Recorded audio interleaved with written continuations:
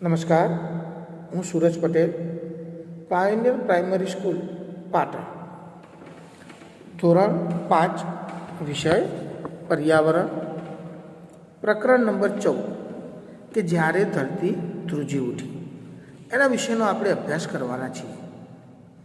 તો આપણે આગળના વિડીયો લેક્ચરની અંદર કે દુર્ઘટના કોને કહેવાય, તો જ્યારે કોઈ દુર્ઘટના સર્જાય ત્યારે માનવ જીવન ખોરવાઈ જાય છે અને મુશ્કેલીમાં મુકાઈ જાય છે. આવી વિકટ પરિસ્થિતિ સર્જનાર દુર્ઘટનાને આપત્તિ કહેવામાં આવે છે. એના વિશે આપણે જોઈ ગયા હતા કે આપત્તિઓ બે પ્રકારની છે, કુદરતી આપત્તિ અને માનવ સર્જિત આપત્તિ. તો કુદરતી આપત્તિની અંદર ધરતીકંપ, પૂર, વાવાઝોડું, સુનામી, દાવાનળ, જ્વાળામુખી વિસ્ફોટ, એના વિશેનો આપણે ટૂંકમાં પરિચય મેળવ્યો હતો. તો આજે આપણે કુદરતી આપત્તિ એવી એક ધરતીકંપ વિશેનો અભ્યાસ કરવાનો છે. તો આપણે વાત કરીએ ધરતીકંપ વિશેની. તો જો ધરતીકંપ વિશેની આપણે વાત કરવાની હોય તો સૌપ્રથમ તો ધરતીકંપ એટલે શું એના વિશે આપણને માહિતી હોવી જોઈએ. તો આપણે એનો વિગતવાર અભ્યાસ કરીએ. તો આપણે જોઈએ તો શરૂઆત કરીએ છીએ આપણે ધરતીકંપથી. તો આપણે જોઈએ કે પૃથ્વીના પેટાળમાં થતા પ્લેટોના હલનચલનને લીધે પૃથ્વી સપાટીનો અમુક ભાગ એટલે કે પૃથ્વીની ઉપરની સપાટીનો અમુક ભાગ આકસ્મિક રીતે ધ્રુજી ઉઠે છે. તેને ધરતીકંપ કે ભૂકંપ કહેવામાં આવે છે. એટલે કે આપણે પૃથ્વીના પેટાળની અંદર જે પ્લેટો આવેલી છે એ પ્લેટોની અંદર જ્યારે હલનચલન થાય ત્યારે ઉપરની જમીન જે છે તો ઉપરની જમીનમાં જે પડ આવેલા છે એ પડો ધ્રુજી ઉઠે છે અને એના કારણે જમીન હલનચલન થવાને કારણે આપણે એને ધરતીકંપ કહીએ છીએ, અથવા તો એનું બીજું નામ છે ભૂકંપ. આ જે ધરતીકંપ છે એનું પૂર્વ અનુમાન કરવું શક્ય નથી. એટલે કે આપણે ચોક્કસપણે ન કહી શકીએ કે ધરતીકંપ ક્યારે આવવાનો છે, કઈ તારીખે આવશે અને કેટલા વાગે આવશે. કારણ કે ધરતીકંપ એ માનવ સર્જિત કોઈ ઘટના નથી, પણ એ કુદરતી ઘટના છે. તો કુદરતી ઘટનાની અંદર આપણે એવું કહી શકીએ નહીં કે ધરતીકંપ ક્યારે આવશે. બરાબર છે. તો ધરતીકંપ કોને કહી શકાય? તો પૃથ્વીના પેટાળમાં થતા પ્લેટોના હલનચલનને લીધે પૃથ્વી સપાટીનો અમુક ભાગ આકસ્મિક રીતે ધ્રુજી ઉઠે છે. તેને ધરતીકંપ અથવા તો ભૂકંપ કહેવામાં આવે છે. ધરતીકંપ જે છે એનું પૂર્વ અનુમાન કરવું શક્ય નથી. ત્યારબાદ આપણે વાત કરીએ તો ધરતીકંપનું જે ઉદ્ભવ સ્થાન હોય, એટલે કે ધરતીકંપ જ્યાંથી ઉદ્ભવે છે, ધરતીકંપ જ્યાંથી ઉદ્ભવે તે ઉદ્ભવ સ્થાનને એનું ભૂકંપ કેન્દ્ર અથવા તો એનું એપિસેન્ટર કહેવામાં આવે છે, કે જ્યાંથી ધરતીકંપનો ઉદ્ભવ થયો છે. એટલે એને એપિસેન્ટર કહી શકાય. આ ધરતીકંપનું ઉદ્ભવ સ્થાન એટલે કે એપિસેન્ટર મોટા ભાગે પૃથ્વીની સપાટીની નીચે પૃથ્વીના પેટાળની અંદર હોય છે. તો આપણી જે પૃથ્વી છે એ પૃથ્વીના અંદર એટલે કે તમે અંદર જમીનના ભાગની અંદર જાઓ તો ત્યાં તમને પૃથ્વીનું એપિસેન્ટર જોવા મળે છે. એટલે કે એનું ભૂકંપનું કેન્દ્ર કે જે જગ્યાએથી ભૂકંપનો ઉદ્ભવ થયો છે એવી જગ્યાને ભૂકંપનું એપિસેન્ટર કહેવામાં આવે છે. તો આ એપિસેન્ટર એટલે ભૂકંપનું કેન્દ્ર. તો ભૂકંપના કેન્દ્ર વિશે આપણે ચર્ચા કરી. ત્યારબાદ આપણે આગળ વાત કરીએ તો આ ધરતીકંપની જે તીવ્રતા એટલે કે ધરતીકંપ આવે છે તો કેટલા રિક્ટર સ્કેલનો આવે છે, એનું જે માપ છે રિક્ટર સ્કેલની અંદર માપવામાં આવે છે. એટલે કે ધરતીકંપ કેટલી તીવ્રતાનો છે એનું માપન રિક્ટર સ્કેલની અંદર કરવામાં આવે છે.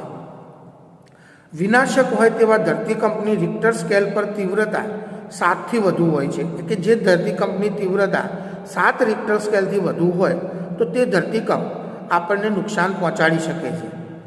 તો આવા રિક્ટર સ્કેલો તો આપણે વાત કરીએ ભુજ અને કાશ્મીર આ બંનેની અંદર જે ધરતીકંપ આવ્યો હતો એ ધરતીકંપની અંદર એની જે તીવ્રતા હતી એ 7.5 રિક્ટર સ્કેલ કરતાં વધુ હતી. એટલે કે જે કાશ્મીર અને કચ્છની અંદર જે ધરતીકંપ આવ્યો હતો એ ધરતીકંપની તીવ્રતા 7.5 રિક્ટર સ્કેલ કરતાં વધુ હતી અને એને ખૂબ વિનાશ સર્જ્યો હતો. હવે આપણે વાત કરવાની છે કચ્છની અંદર આવેલા ધરતીકંપની. તો કચ્છની અંદર જે ધરતીકંપ આવ્યો એ આમ જોઈએ તો એક ગોઝારો અકસ્માત કહી શકાય, ગોઝારી દુર્ઘટના હતી કે જેના કારણે કેટલાય લોકો બેઘર બન્યા, કેટલાય લોકો મૃત્યુ પામ્યા અને એમને પોતાના પરિવારજનોને ગુમાવ્યા. આ ધરતીકંપનો અનુભવ મેં પણ કરેલો છે. ઈસવીસન 2001માં 26મી જાન્યુઆરીના દિવસે આ ગોઝારો ધરતીકંપ આવ્યો હતો. એ વખતે હું ધોરણ 12 સાયન્સની અંદર ભણતો હતો. તો 26 જાન્યુઆરી 2001ના દિવસે ગુજરાતમાં ભારે ધરતીકંપ આવ્યો હતો, જેની તીવ્રતા એટલી બધી હતી 7.5 રિક્ટર સ્કેલ કરતાં પણ વધુ હતી અને તેનો અનુભવ ઠેઠ અમદાવાદ સુધી થયો હતો. તો કચ્છના ભુજમાં અને અમદાવાદમાં ધરતીકંપની વિનાશક અસરો થઈ હતી. તેમાં ઘણા લોકો મૃત્યુ પામ્યા હતા અને હજારો ઘર અને ઘણા બહુમાળી મકાનો નાશ પણ પામ્યા હતા. તો આ ધરતીકંપ એટલો ખતરનાક હતો કે લોકોને બચવું પણ મુશ્કેલ હતું.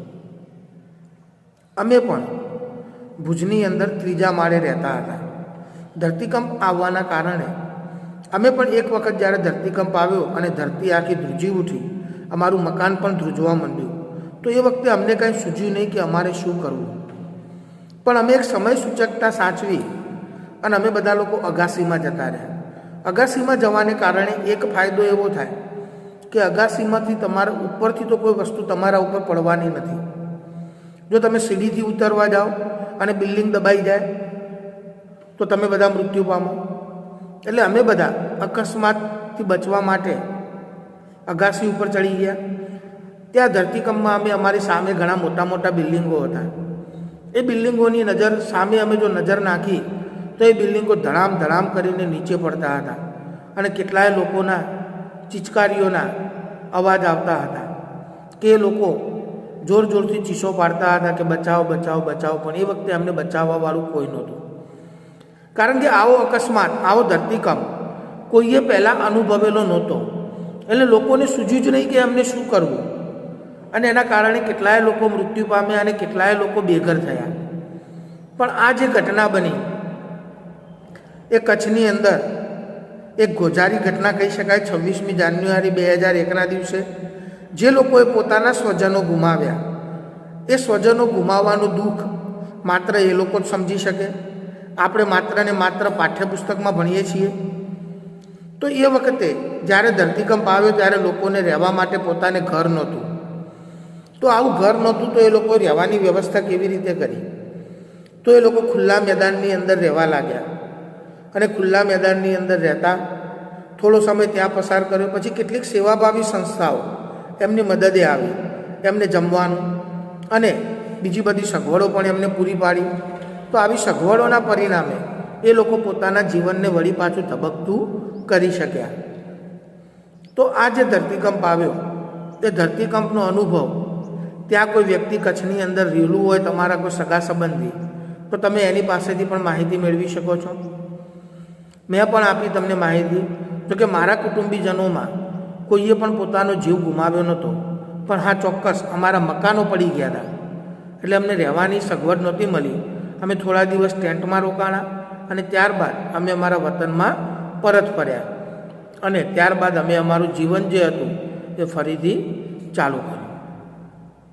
તો ત્યારબાદ આપણે જોઈએ તો ધરતીકંપ આવે ત્યારે આપણે શું કરવું જોઈએ?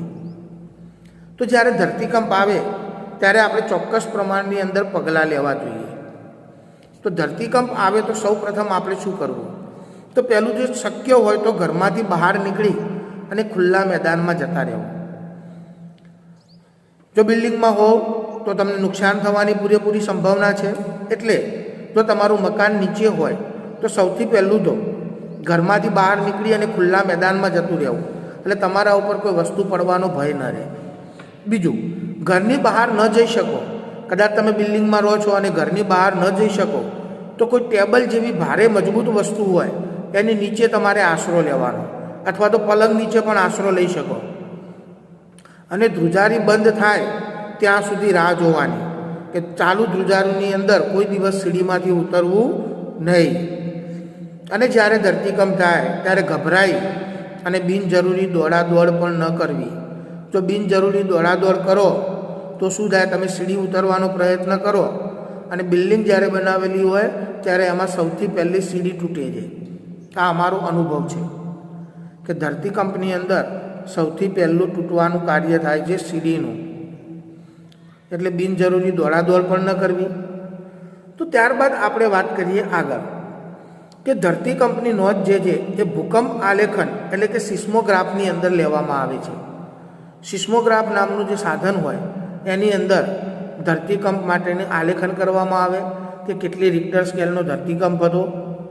તો આ બધી માહિતી જે છે એ રિક્ટર સ્કેલ ઉપર નોંધવામાં આવે છે અને એના દ્વારા માહિતી મેળવી શકાય કે કેટલા રિક્ટર સ્કેલનો ભૂકંપ હતો.